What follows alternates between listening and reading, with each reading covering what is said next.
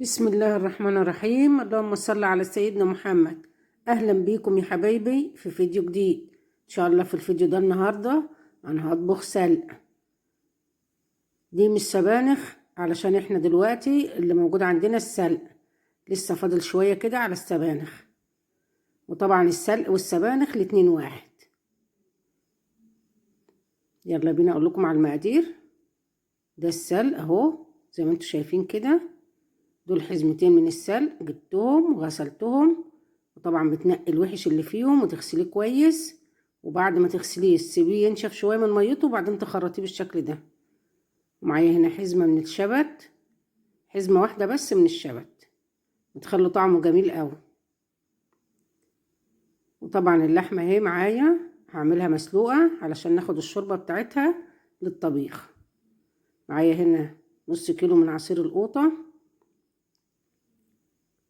واضيف عليه معلقه كبيره من الصلصه. معايا هنا بصله كبيره، ونص معلقه من الثوم. والتوابل عباره عن معلقه صغيره ملح، معلقه صغيره من السكر، معلقه صغيره فلفل اسمر، ونص معلقه من الشطه، ومعلقتين كبار من الرز بضيفهم للسلق وهو بيستوي، بيخلوا طعمه جميل قوي. وطبعا الماده الدهنيه قطعه من الدهن، ومعلقه كبيره من السمن. ويلا بينا بقى نروح على البوتاجاز علشان نطبخ السلق مع بعض ونشوف الطريقه. يلا بينا. كده انا حطيت قطعة من الدهن زي ما انتم شايفين كده اهي، قطعة صغيرة من الدهن ومعلقة كبيرة من السمن. وهنزل بالبصل وهقلبها كده لحد ما تاخد لون ذهبي كده خفيف، لمدة حوالي 5 دقايق. بعد ما بتاخد لون كده بالشكل ده كده زي ما انتم شايفين، بنزل بالثوم.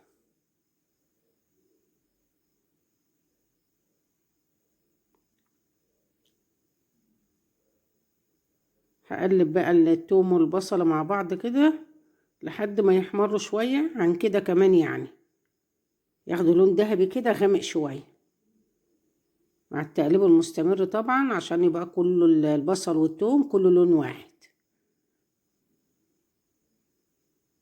بعد ما قلبته وخد لون بالشكل ده كده زي ما انتوا شايفين، هنزل بقى بعصير القوطة.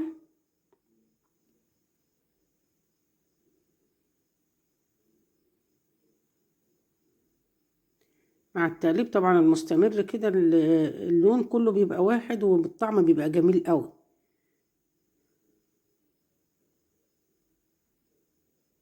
هنزل بعصير القوطة.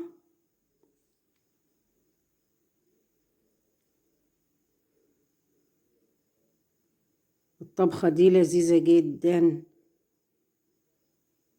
هسيبها بقى تتسبك وبعدين نكمل مع بعض. كده انا بدأت اعمل الرز. حطيت شوية من الزيت ومعلقة كبيرة من السمن اهي، وهعمل الرز عقبال التقلية بتاعت السلق ما تتسبك يكون انا عملت الرز. بنزل بشوية من الرز، طبعا مش الرز كله، يعني الربع واخلي ال3/4. وبفضل طبعا اقلب فيه كده لحد ما ياخد لون ذهبي كده جميل زي ما انتم شايفين كده. طبعا لازم تقلبيه من وقت للتاني علشان يبقى الرز كله لون واحد. هسيبه بقى لما ياخد لون كده وارجع لكم تاني. وده كده الرز بعد ما اخد لون زي ما انتم شايفين كده، ما شاء الله. خلاص كده هنزل بقى ببقية الرز،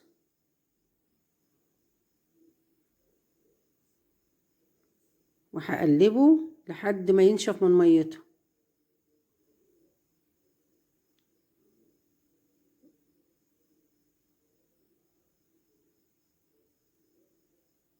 بقلبه كده بالشكل ده لحد الرز اللي هو الابيض ده ما ينشف من المية بتاعته، علشان لما تزوديه ويستوي يبقى مفلفل كده وحلو.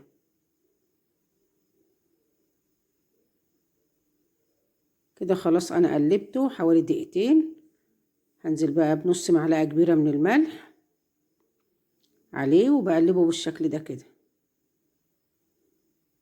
وطبعا انت تظبطي الملح بتاع الرز وانت بتعمليه. هزوده بقى بمية بتغلي. بسم الله. هتزوديه بشوربة برضو يبقى بتغلي، علشان الرز يغلي معاك على طول ويستوي حلو. والشوربة لازم تغطي الرز كده بالشكل ده.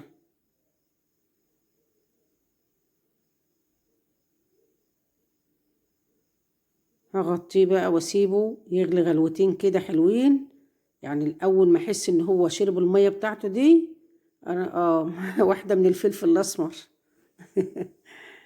اول ما احس ان هو شرب ميته كده خلاص، اروح مهدية النار عليه، نار هادية خالص، واسيبه حوالي 10 دقايق لحد ما اتأكد ان هو استوى. يعني ما هديش النار عليه الا بعد ما يشرب ميته دي. هسيبه بقى يغلي، وبعد ما يستوي ان شاء الله هوريه لكم وتشوفوه في طبق التقديم برضو بإذن الله. نروح بقى نشوف التسبيكة بتاعت السلق ونكمل مع بعض. كده خلاص التسبيكة بتاعت السلق نشفت. بضيف لها معلقة كبيرة من الصلصة،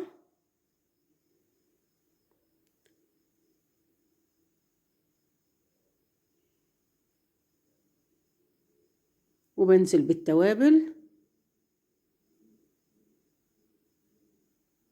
بقلبهم كده دقيقتين بس كده، علشان الصلصة والتوابل والريحة بتاعت التوابل تطلع في التسبيكة كده وتبقى حلو.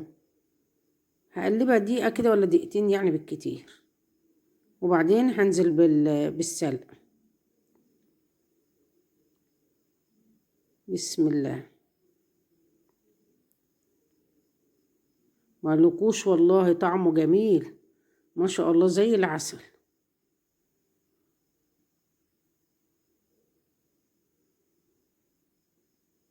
هقلبه بقى واسيبه كده يطلع ميته ويشربها تاني، وبعدين ازوده بالشوربة واضيف له حبة الرز اللي انا وريته لكم، واقلبه بقى لحد ما يستوي. وبعد ما يستوي ان شاء الله هوريه لكم باذن الله.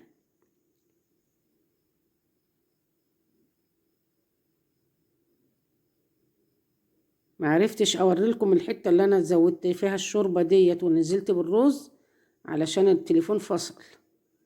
هسيبه بقى لما يكمل سوا ونشوفه مع بعض. وده كده السلق بعد ما استوى زي ما انتوا شايفين. ما شاء الله ريحته جميلة وشكله حلو اهو. الرز طبعا مش باين فيه قوي، يعني حاجة بسيطة كده اهو.